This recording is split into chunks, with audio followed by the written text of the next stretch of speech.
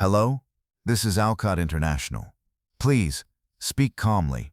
The words left her lips before she had time to weigh them. Ruth Carter, 42, black, slender from years of physical work, stood in the center of a billionaire's office clutching the receiver of a phone she had no right to touch. She wore the plain gray uniform of the cleaning staff, rubber gloves still damp from polishing the marble floor. Her voice was steady, but her eyes betrayed hesitation. On the other end came an explosion of rage. A man's accent thick with Europe, his tone sharp enough to cut. If your company does not resolve this immediately, the contract worth hundreds of millions is finished. The words ricocheted through the vast office, a chamber built to project power.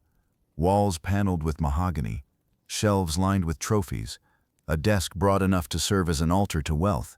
A framed skyline gleamed behind her, the city itself dwarfed by the ego of the man who ruled it.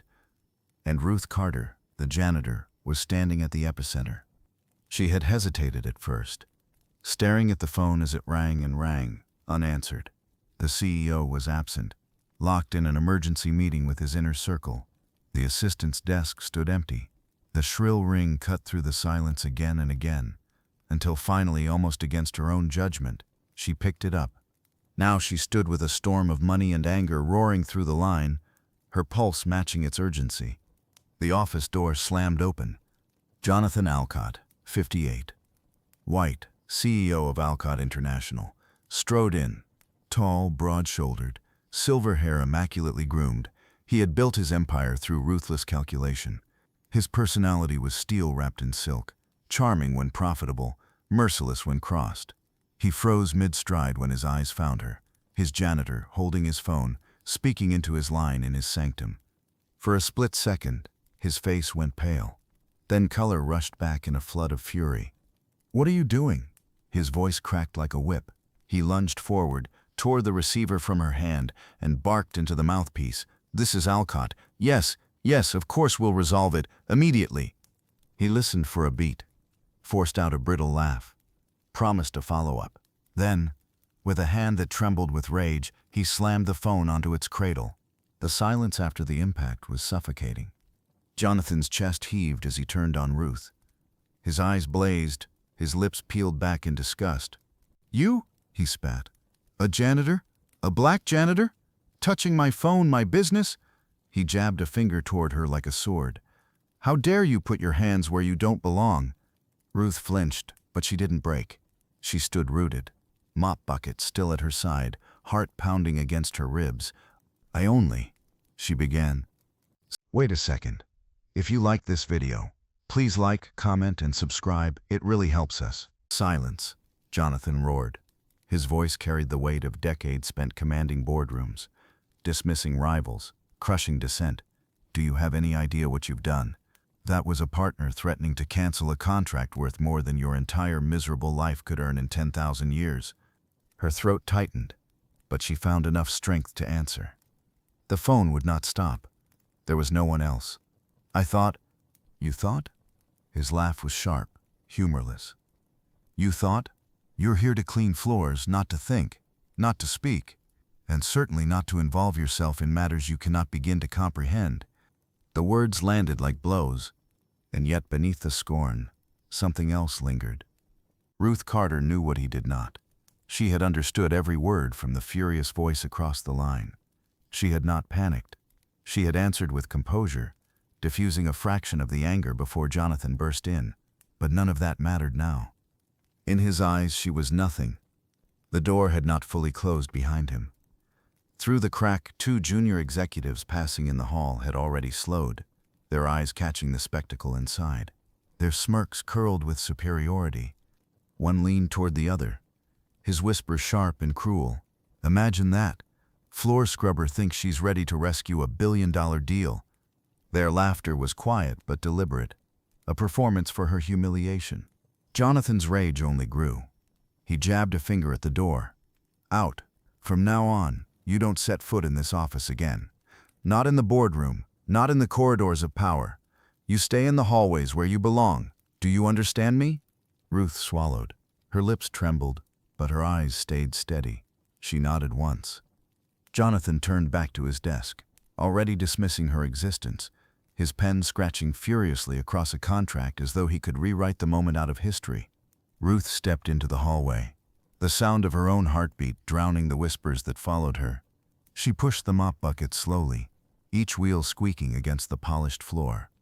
No one in that room had noticed the calm in her voice when she answered. No one had seen the precision in her choice of words, the steadiness in her tone. They saw only the uniform, the skin, the role assigned to her. They were blind to everything else. But Ruth knew. The seed of opportunity, fragile and hidden, had been planted in those frantic seconds with the phone pressed to her ear. She had spoken not as a janitor but as someone who understood, someone trained, someone who had once been more than this uniform allowed her to be. She carried that knowledge with her, like a flame cupped in trembling hands. The mop bucket sloshed. The laughter of executives echoed faintly down the corridor. Jonathan Alcott's fury still vibrated in the walls of the office behind her. And Ruth Carter, the woman everyone overlooked, walked away knowing one thing. She had just stepped, however unintentionally, into the center of a storm that was far from over. The humiliation began. The moment Jonathan Alcott stepped into the hallway, fury radiating off him. "This woman," he barked, pointing at Ruth Carter, "interfered in a client call. From now on, she's reassigned to corridor duty only. She is forbidden from entering executive offices." Jonathan Alcott delivered his sentence like a verdict.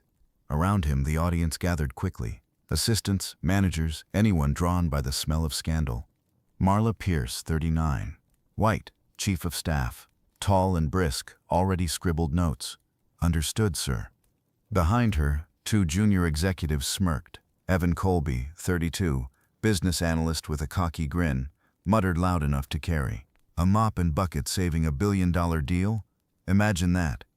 Shannon Webb, 30, marketing coordinator with a cruel sense of humor, shook her head. Some people never know their place. Ruth Carter held her ground. Her eyes betrayed nothing. She had understood the furious client perfectly, had answered with steady words, had diffused the tension for 15 precious seconds. But none of them saw that. They saw only a janitor who had dared to touch a phone that wasn't hers. Jonathan's voice slashed the silence. "Do you hear me, Miss Carter? Stay in the hallways. That is your place." Ruth nodded once, quietly, and pushed her mop bucket forward. The corridor swallowed her. The rest of the day was a blur of eyes that lingered too long, and whispers that scraped like grit. Conversations rose around her, full of acronyms and strategies, as if to remind her she had no part in them. Madrid's threatening to pull out. The call was chaos. They're saying Alcott nearly lost the contract. Every word stung, but she kept moving, polishing the marble until her reflection stared back at her, muted and small. By evening, the building thinned out. At night, it became hers alone. Rows of glass turning to mirrors, screens glowing faint blue, the weight of silence broken only by her mop's steady rhythm. Ruth knew these corridors better than anyone. She noticed everything. Binders left open, notes scribbled on whiteboards, agendas tossed in bins. She never took them. She didn't need to. Words had always stayed with her. At 10, she signed out with Doris Hale, 61, black, night supervisor. Doris eyed her with concern. "Keep your head down, Ruth. Men like Alcott. He doesn't forget slights." "I know," Ruth said softly. She meant it, and didn't. The bus ride home was long, wheels clattering beneath her, rain streaking the windows. She climbed the narrow stairs of her dormitory, a building wedged between a barber shop and a pharmacy, and slipped into the shared room she called home. Two roommates already slept, their breaths steady. Ruth sat on her bed, waited until quiet settled, then reached under her pillow. Her fingers closed on a battered notebook. Its cover was frayed, its pages crammed with neat handwriting. Notes in English, Spanish, German, French, arrows linking words across languages, margins filled with trade terms, financial phrases, even fragments from overheard conversations in boardrooms she had scrubbed.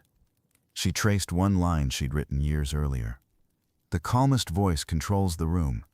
Before life narrowed, Ruth had been a student. At 21, she studied languages and economics on scholarships. Professors had praised her questions. One, Dr. Helena Strauss, had once told her, You think in bridges, Ruth? That's rare. But her father's small import business collapsed. Bills mounted, her mother fell ill, and the tuition notices became impossible. Ruth left school mid-semester and took the janitor job that at least provided health coverage. Her dream bent but did not break. She carried her studies with her into the corners of her shifts, whispering vocabulary as she mopped, jotting down phrases between tasks. Her notebook became her classroom. Tonight she wrote down fragments from the day. Spanish accented English, threat explicit, contract cancellation, key terms, deliverables, rollover, political risk. She added the exact phrases she had used instinctively, calming acknowledgments, softening bridges. Then she wrote in red ink, never mirror anger, mirror the goal. She paused, listening to the quiet of the dorm. Outside, neon flickered, washing her ceiling in red and blue. For 15 seconds that afternoon, the person in control of a multi-million-dollar negotiation had not been Jonathan Alcott. It had been her. No one else saw it. Prejudice had blinded them all. But Ruth saw it, and she would not forget. She slipped the notebook back beneath her pillow, lay flat on the thin mattress, and stared at the cracked paint above her. The humiliation burned, but beneath it pulsed something sharper, resolve. Her chance had come once, uninvited, disguised as a ringing phone. It would come again, and when it did, she would be ready. Not to prove Jonathan Alcott wrong, not even for revenge, but to prove to herself what she already knew, that her worth had never been the uniform she wore. It had always been the knowledge she carried, the voice she refused to let go silent. Ruth closed her eyes. The city hummed outside. The night was still, and her determination hardened, silent, unseen but unshakable. A week later, the boardroom looked less like a place of business than a battlefield. Rows of leather chairs ringed a long mahogany table, polished until the ceiling lights gleamed on its surface. Screens the size of doors hung on the wall, glowing with the image of an international delegation, the company's largest overseas client, a consortium of investors from Spain and Latin America, their expressions sharp, their tone already strained. Jonathan Alcott sat at the head of the table, his suit pressed as ever, but the sheen of control he usually wore had dulled. His jaw was tight. A carafe of water sat untouched at his elbow. The meeting had barely begun before the first crack appeared. The company's official interpreter, Martin Klein, 45, white, nervous by temperament and cautious by trade, cleared his throat as he translated. His voice, thin and halting, lagged behind the flood of Spanish spilling from the screen. Financial terms collided into his earpiece faster than he could assemble them. His face grew shiny with sweat, his notes a mess of arrows and circles. They are saying the, projected. Martin faltered. The rollover, it delays, perhaps. Problem with hedging. The Spanish executive on screen, Mr. Alvarez, 52, sharp-suited, his English passable but unused, frowned deeply. He leaned forward, rapped his knuckles on the table in his own office half a world away, and raised his voice. No, this is not correct. You do not understand. The exposure is immediate. Jonathan shifted in his chair. His hand tugged at his tie. He glanced around the table, searching for someone to intervene. The American executives stared down at their notes. No one spoke. Martin Klein stammered again. They are saying risk of a cancellation? The Spanish delegation began conferring heatedly among themselves. Rapid bursts of language spilling out, words in Spanish that made no sense to Martin, but judging by their tone, they were certainly nothing good. Martin froze, pen scratching in vain. Stop, Alvarez barked into his microphone. His face reddened on the screen. If your company cannot provide clarity, if you cannot answer in our language at our speed, then you are not serious partners. We end this now. He shoved his chair back, half rising from the conference table. Jonathan's heart slammed against his ribs. He could already imagine tomorrow's headlines. Flagship contract collapses. Alcott International loses billions. Sweat darkened the collar of his shirt. He lifted a hand as if to plead, but words failed him. The room was choking on silence and panic. And then, a woman's voice, clear, calm, precise. Senor Alvarez, what you are saying is that the rollover period exposes you to unhedged currency fluctuations. You need assurance of liquidity coverage before you will consider extension. Is that correct? The Spanish executives froze. Their eyes snapped back to the screen. It was not Martin speaking. It was Ruth Carter. She stood at the edge of the room, mop bucket abandoned in the hall, gray uniform plain against the suit surrounding her. Her voice carried with unshakable control, every syllable measured, every technical term exact. The translation flowed. Our position is that your concern about exposure is valid. The question of hedging against euro volatility must be addressed in writing. If the documents do not reassure you, the contract fails. I understand. Gasps rippled across the boardroom. Martin Klein dropped his pen. Jonathan Alcott turned, stunned. His lips parted but no sound coming out. The executives around the table stared as though they had seen a ghost. On the screen, Alvarez's fury wavered. He blinked, leaned closer, and nodded once. See. Yes, that is correct. His tone softened, just enough. Ruth continued, seamless. Then allow me to convey our explanation.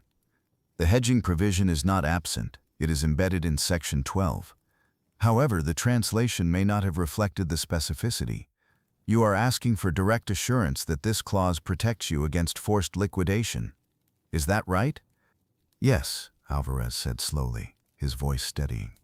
Behind him, two of his colleagues murmured approval. Ruth moved on, her speech crisp, fluid. She handled the avalanche of terminology, futures contracts, currency exposure, political risk insurance, arbitration clauses, with the confidence of someone who had lived in those words for years, not someone who had been scrubbing floors an hour earlier. Every phrase she spoke landed exactly where it was needed. Every explanation cooled the fire, replaced tension with focus. The boardroom was silent except for her voice. Jonathan sat frozen, his mind whiplashing between disbelief and dawning comprehension. This was the same woman he had spat on a week ago, the same janitor he had condemned to corridor duty. Now she was the only one standing between his empire and catastrophe. The Spanish delegation began to nod. Their voices grew calmer, their pace more deliberate, almost deferential. The chair they had shoved back was pulled forward again. For nearly 20 minutes, Ruth Carter carried the meeting, her voice threading between languages like a needle through fabric. The interpreter sat mute, hands shaking. Jonathan said little, his authority reduced to silence while the woman he had dismissed as worthless rebuilt his company's credibility in real time. When the storm finally broke, it was Alvarez himself who leaned toward the camera, eyes narrowed but no longer hostile. We continue for now, he said, because you have someone here who understands us, someone who listens. The screen went dark. The call ended. The room erupted in stunned silence. No applause, no laughter, only the collective realization that what they had witnessed was impossible to ignore. Jonathan Alcott turned, his face drained. His eyes locked on Ruth. For once, the CEO, who always had a retort, found nothing to say. Later, in the quiet of her small dormitory room, Ruth opened her battered notebook. The pages were filled with the same language she had spoken that day. Lines of Spanish, French, German, charts of financial terms, acronyms scribbled with arrows, phrases rehearsed in the margins. She touched the page where years ago she had written in red, "Don't mirror anger, mirror the goal." Her mind drifted back further, to a campus she once called home. At 21, she had been more than a janitor. She had been a scholarship student, studying languages and economics, excelling at both. She had stood on a stage once, holding a certificate for international language achievement, her professors applauding. She had dreamed of diplomacy, of negotiation, of shaping markets with words. Then came the collapse. Her father's import business bankrupted, her mother's illness draining every cent, tuition notices stacking like bricks on her chest. She left school mid-semester, traded lectures for night shifts, textbooks for a mop handle. The dream bent, but it did not die. She carried it into every corridor she cleaned. While executives barked into phones, she listened from the edges, memorizing every phrase. She repeated the acronyms under her breath as she emptied trash cans. She learned the cadence of financial English, the precision of European Spanish, the clipped rhythm of German traders. What others discarded, she gathered. What others ignored, she kept. Years of silence had not erased her knowledge. They had sharpened it. And tonight, when the company's reputation balanced on a knife's edge, she had drawn on it. Not to save Jonathan Alcott, not for glory, but because she knew what collapse meant. She had lived it. She had watched her own family drown in the wreckage of contracts and debts. She could not watch another 1,000 families lose their jobs because of arrogance and blindness. For 20 minutes in that boardroom, she had been exactly who she always knew she was. Now, lying in her narrow bed, she closed the notebook and placed it back under her pillow. Her hands trembled, not with fear but with the release of everything she had held inside. The company had seen her. The CEO had seen her. The mask of invisibility had cracked. Tomorrow might bring consequences. Jonathan might pretend it hadn't happened, might seek to bury her act beneath his pride. But Ruth Carter knew what had been done could not be undone. She had spoken. She had been heard. And the storm she carried silently for years had finally broken open. Ruth Carter had returned to her narrow bed, notebook tucked under her pillow, replaying every moment of the call. But the outcome of that meeting was not hers to decide alone.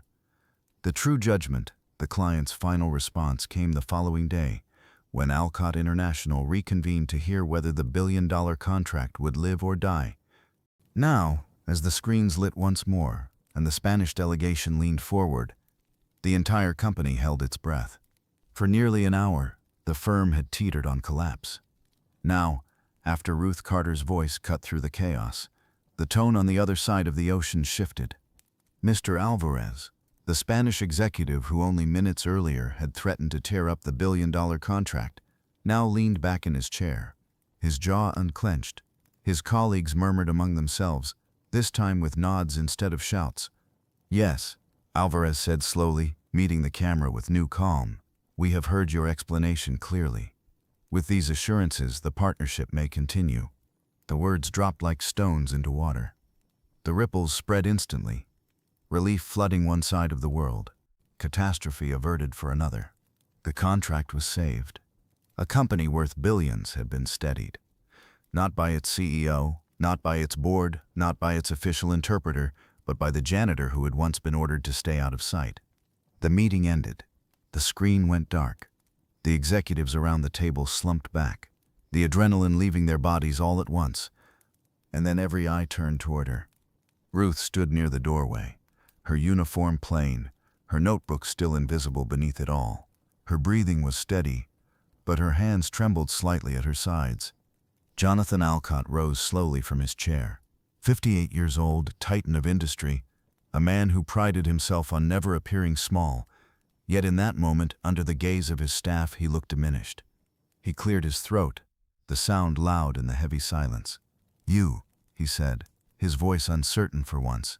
"You saved this company." Ruth didn't answer. Her eyes dropped, then lifted again, quiet but unflinching. Jonathan's face tightened. His pride wrestled with truth, and truth won. "A week ago," he admitted, "I called you worthless. I humiliated you in front of this entire building, and yet today, you were the only person in this room who understood what was at stake." Gasps stirred among the executives. No one in the room had ever heard Jonathan Alcott apologize. But he wasn't finished. He turned to the staff watching from the back, the assistants, the managers, even the skeptical faces of Evan Colby and Shannon Webb. "I was wrong," Jonathan said, voice louder now, deliberate, terribly wrong. "Miss Carter deserves respect from all of us." The words landed like a gavel. For a long moment, Ruth said nothing. Her silence was not deference. It was the weight of someone who had carried pain too long, who chose her words carefully because she knew their cost. Finally, she spoke. Her voice cracked but did not falter. "I did it because I knew what would happen if we lost that contract. Thousands of people, clerks, assistants, drivers, would lose their jobs. Families would suffer. I have lived that kind of suffering. I could not stand by and watch it spread." Her words drew the room tighter around her. Even the most cynical executives felt the sting of recognition. Jonathan's jaw tightened again, but this time, it was with something closer to shame. "Miss Carter," he said slowly, "if you are willing, I want to offer you a new role, not as janitorial staff, but as our official language and cultural advisor. You belong at the table, not outside the door. The room erupted, not with applause, not yet, but with murmurs. Astonishment, the sound of walls cracking in the minds of people who had never considered such a thing possible.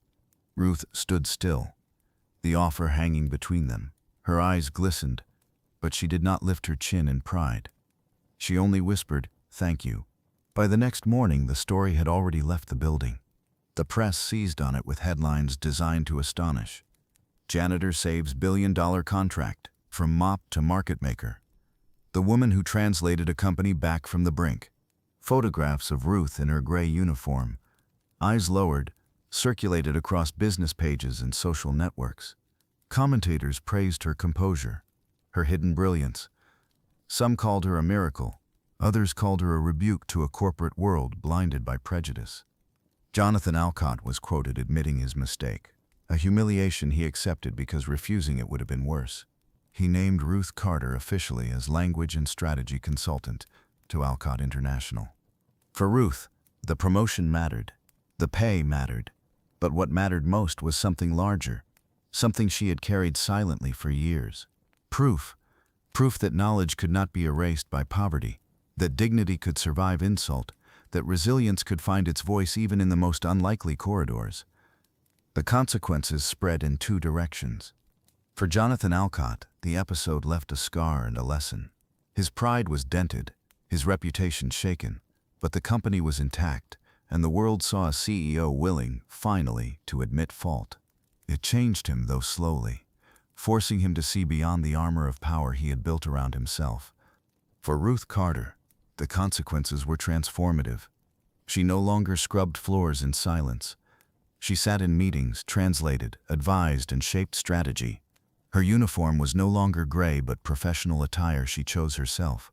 The notebook still lived under her pillow, but now it traveled with her to boardrooms, its pages filling with new notes, new terms, new victories. And yet, Ruth never forgot the moment she had spoken in that boardroom. Not because it was the day she saved a contract, but because it was the day she proved what she had always known, that human worth is not stitched into the uniform we wear. It lives in the knowledge we carry, in the resolve we refuse to surrender, in the courage to raise a voice when silence is expected. And sometimes, against all odds, that voice can save an empire. Message. Sometimes the strongest voices rise from the quietest corners. Ruth Carter was never expected to be heard, not by her CEO, her colleagues, or the gleaming tower she cleaned each night. Yet when crisis struck, it wasn't the board of directors or high-priced consultants who saved the company. It was the woman in the gray uniform, carrying knowledge she had kept alive through hardship. Her story reminds us that human value isn't measured by job title, salary, or wardrobe. True worth lies in resilience, the discipline to keep learning in silence, the courage to speak when silence feels safer, and the compassion to act for others. So remember, the person holding the mop may be the one holding the future.